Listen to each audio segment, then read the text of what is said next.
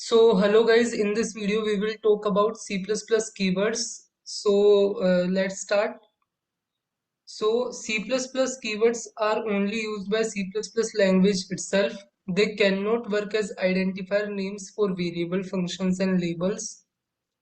The following words are C++ keywords. So there are different keywords like ASM, auto, break, delete, case, catch, char, class, const, continue, default, do, double, else, enum, float, friend, for, goto, if, inline, extern, short, int. And there are others also like long, new, operator, register, private, protected, public, return, signed, static, struct, switch, this, throws, or like type, def, union, unsigned, virtual, try, void, while.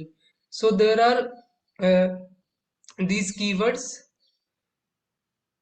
so they cannot be used as a variable name. So you cannot use these words as a variable name, function name, or label.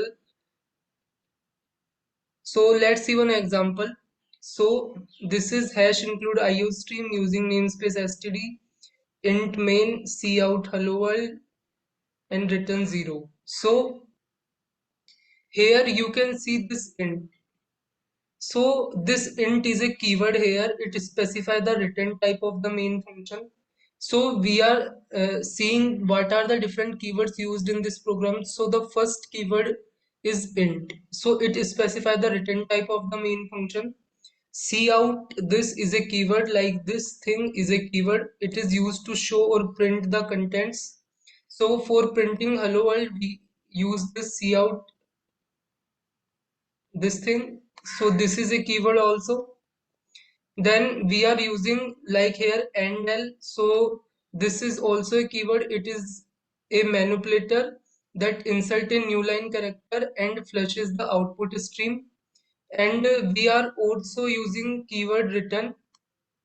So return is also a keyword. So return 0 indicates that the program finishes running completely. So C++ result words cannot be used as a variable name, function name, array name, label name, etc. So these are the different things you can keep in mind related to the keywords. So hope you like the video. We will meet in the next video.